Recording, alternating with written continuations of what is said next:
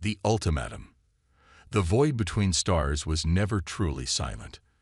Captain Elena Torres knew this better than most as she stood on the bridge of the TSS Defiance, humanity's most advanced warship.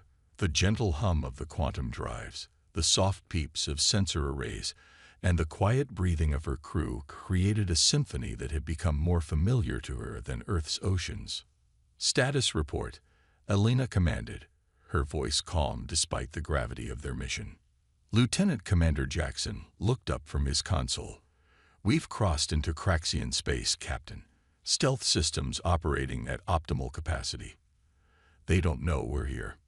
Yet, Elena added, her dark eyes fixed on the view screen.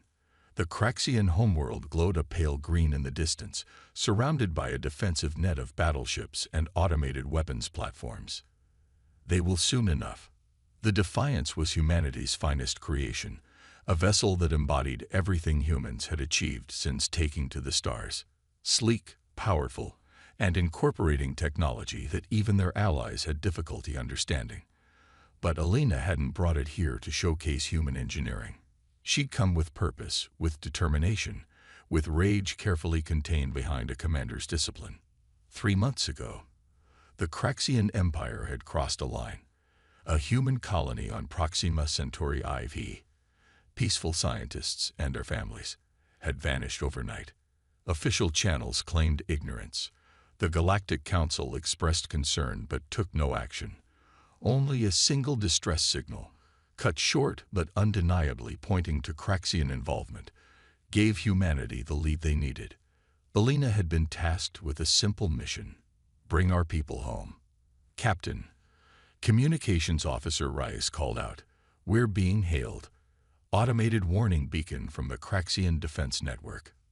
"Ignore it," Elena replied. "Continue on course for the capital orbital station." The bridge fell silent as the massive ship pushed forward. Elite officers who had trained their whole lives for missions like this one executed their duties with precision. They all knew what was at stake, not just the lives of the missing colonists but humanity's standing in the galaxy. For too long, other species had viewed humans as newcomers, lucky technologists who had stumbled upon advanced propulsion just decades ago. They were tolerated, sometimes even respected, but never feared, never taken seriously as a power. The Craxians were about to learn differently. "We're being targeted," Tactical Officer Chen announced calmly. Multiple Craxian cruisers moving to intercept. Energy signatures indicate weapons charging. Elena nodded. "Maintain course. No evasive maneuvers." "Captain," Chen questioned, a rare breach of protocol that spoke to the unusual nature of their approach. "They won't fire, Lieutenant," Elena said with certainty. "Not when they realize what we are." The Defiance continued its deliberate course, slicing through space toward the heart of the Craxian Defense Network.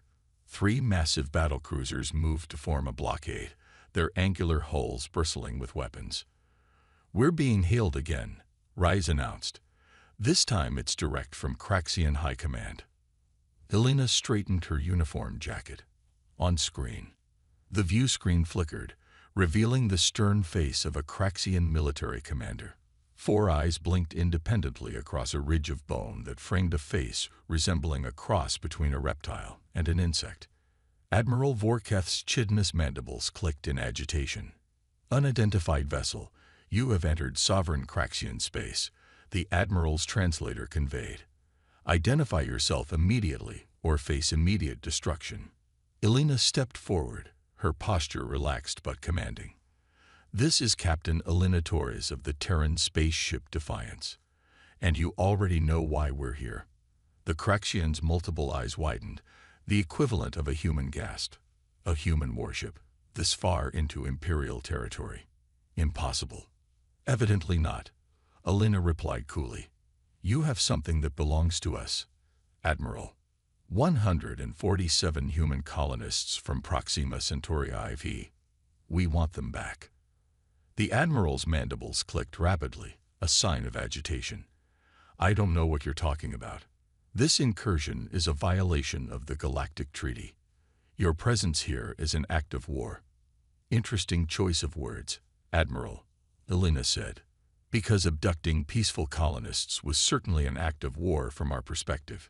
Behind her, the bridge crew worked silently, their hands moving over holographic controls as they monitored the growing number of Craxian vessels surrounding them. 20 ships now, some larger than the Defiance, all with weapons aimed directly at them. You have no proof of these wild accusations, Vorketh hissed, and you have no authority here.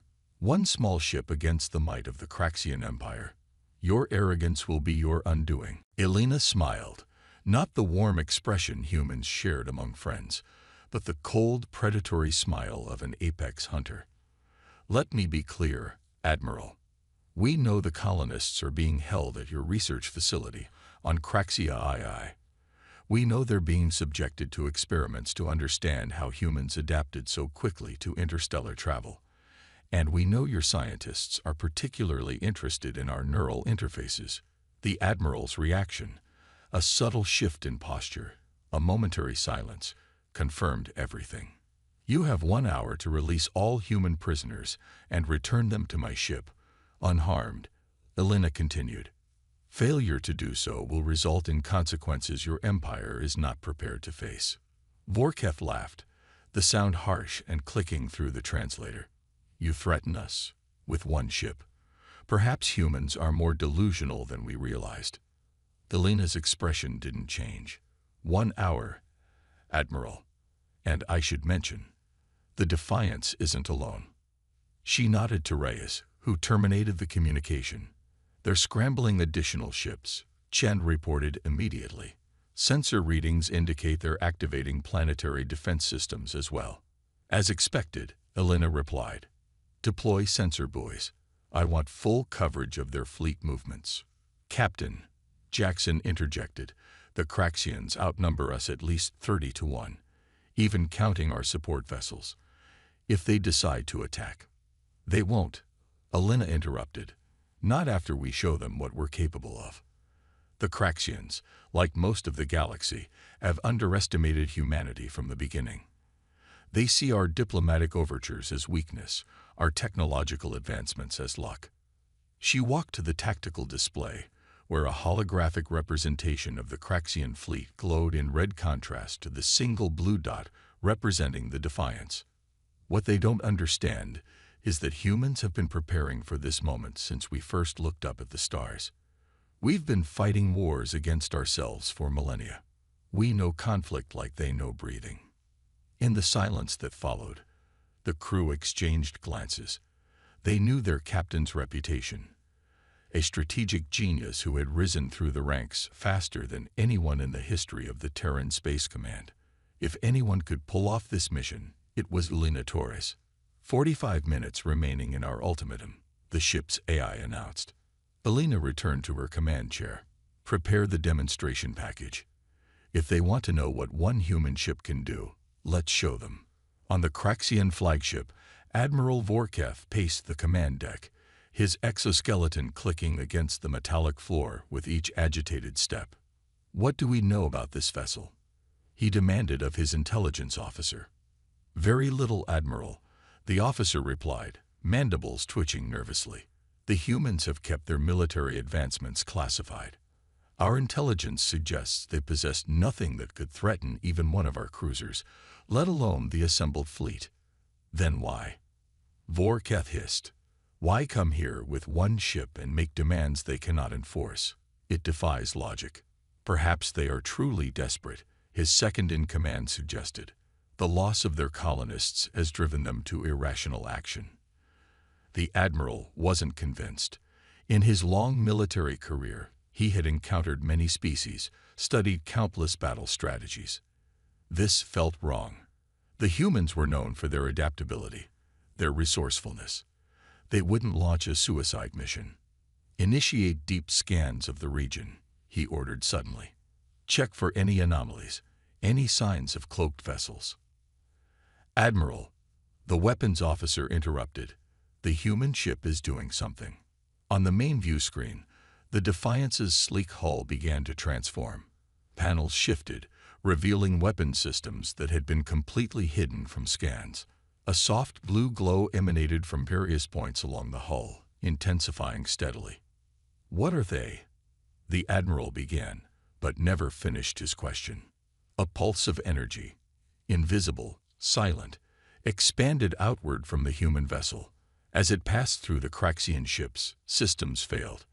Weapons went offline. Communications died. Artificial gravity fluctuated. And then, just as suddenly, everything returned to normal. "Damage report," Vorketh demanded. "No damage, Admiral," his officer responded, confusion evident. "It appears to have been a demonstration." The communications console chimed. "The human captain is hailing us again." Vorketh hesitated only briefly. On screen, Elena Torres appeared, as calm as before. That was a targeted electromagnetic pulse. "Admiral, specifically calibrated for Craxian technology. As you just experienced, we can disable your ships without destroying them." That was at 10% power.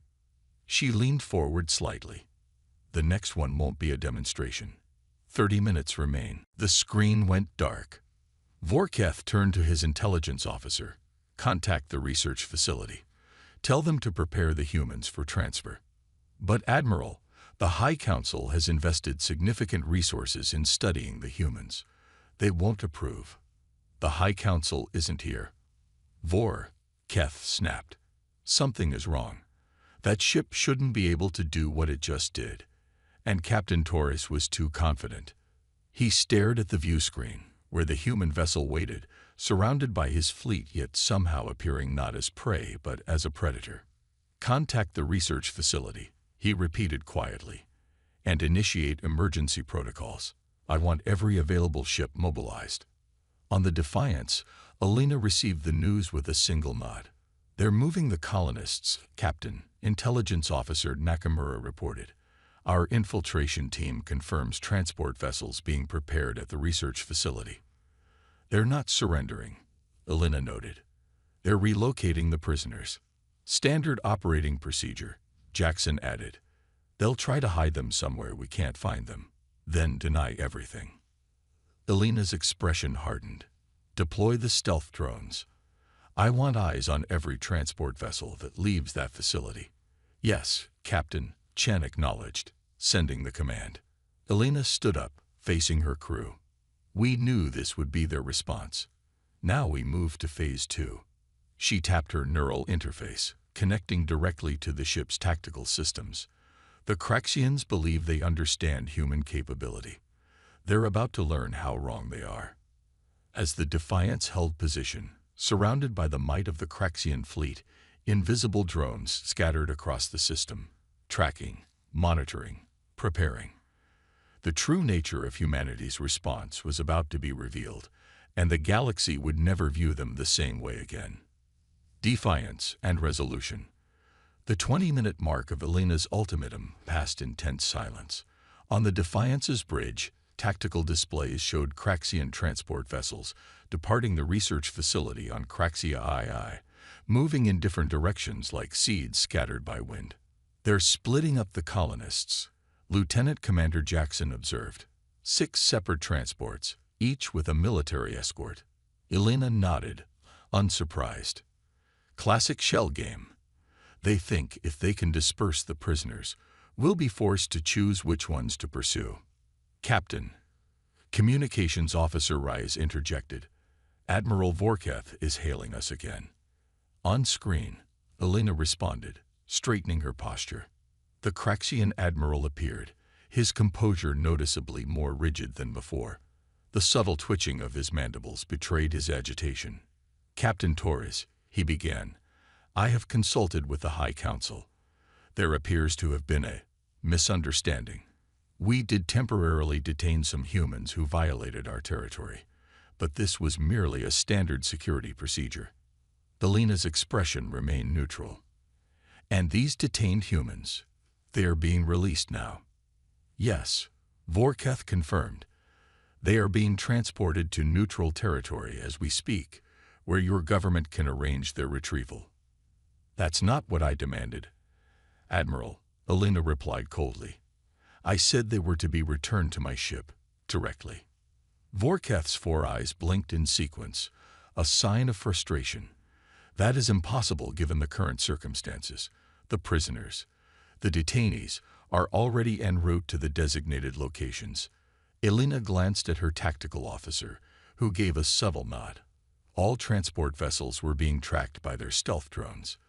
Very well, Admiral, she said, surprising the Craxian. We will await confirmation that our people have arrived safely at these neutral locations. Before Vorkath could respond, Alina continued.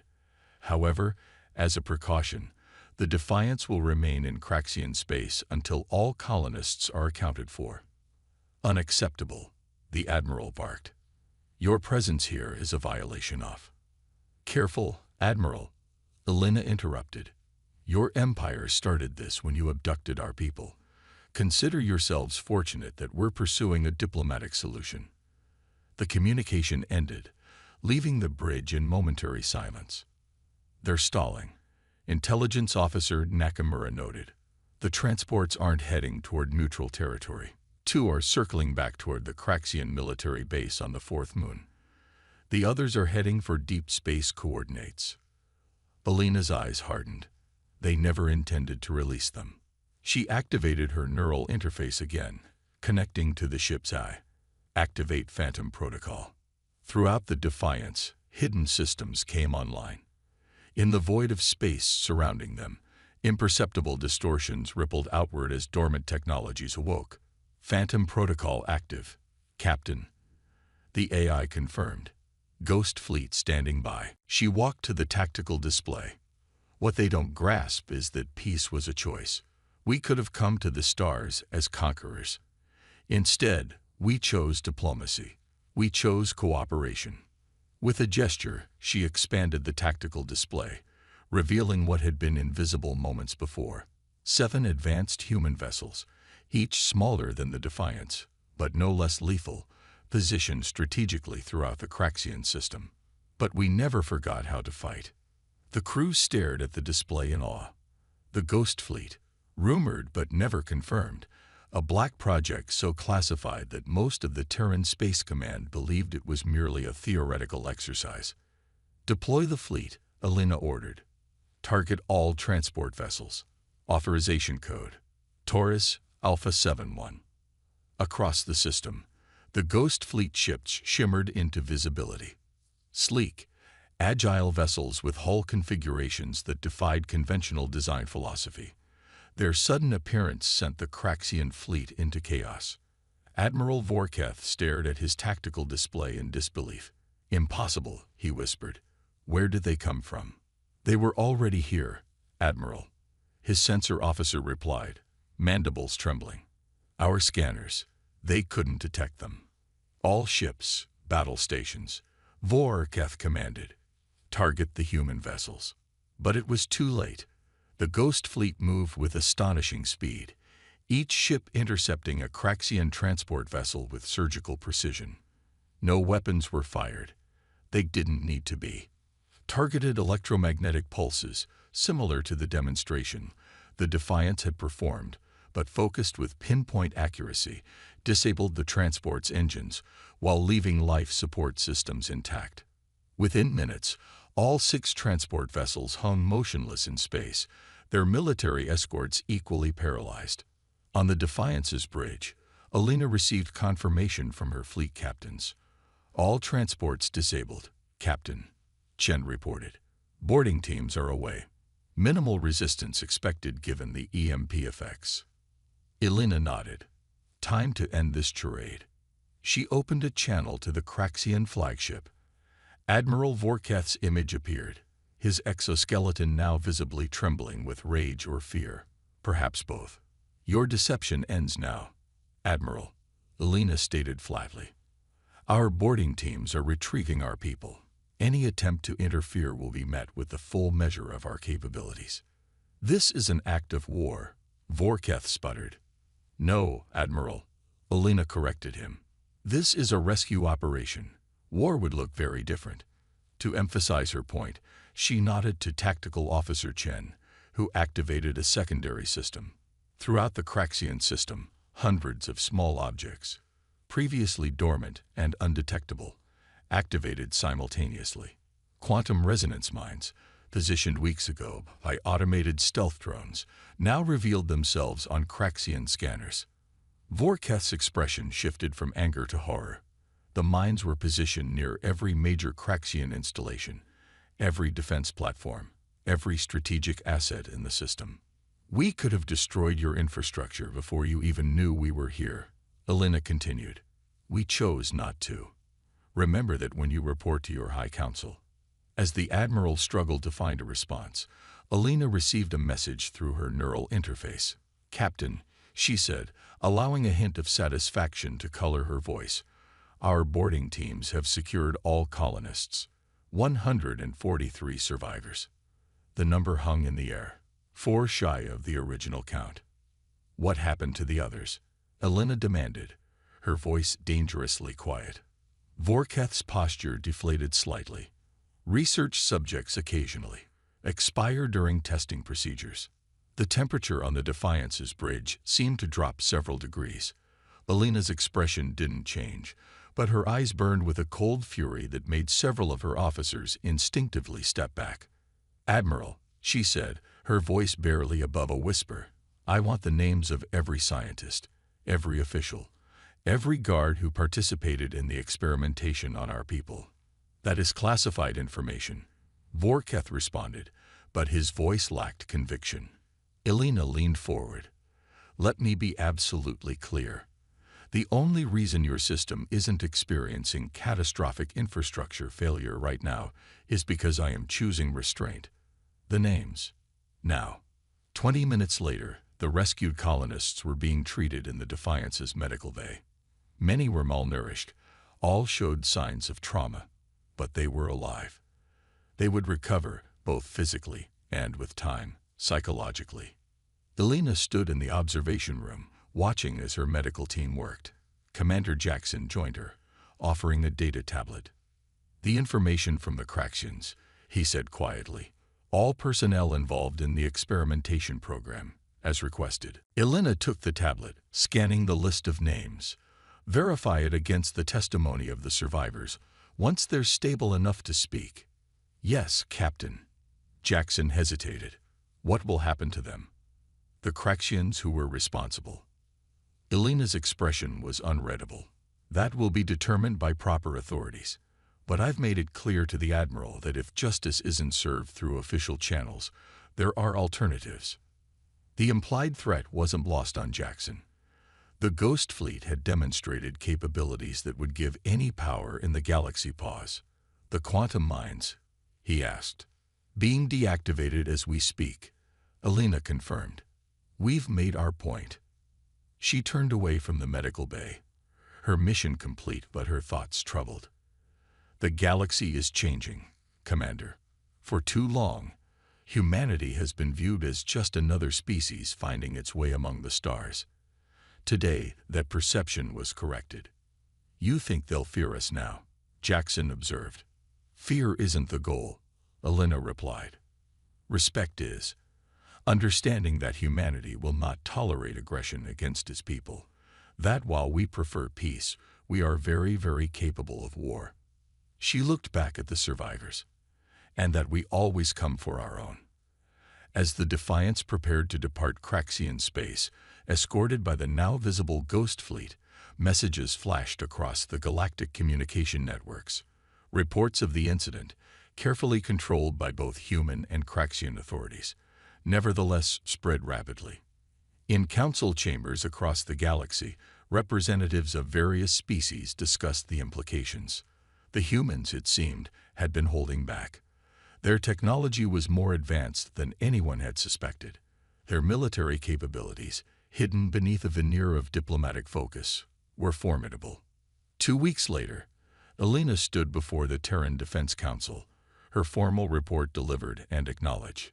"The Craxian High Council has issued a formal apology," Admiral Chen announced.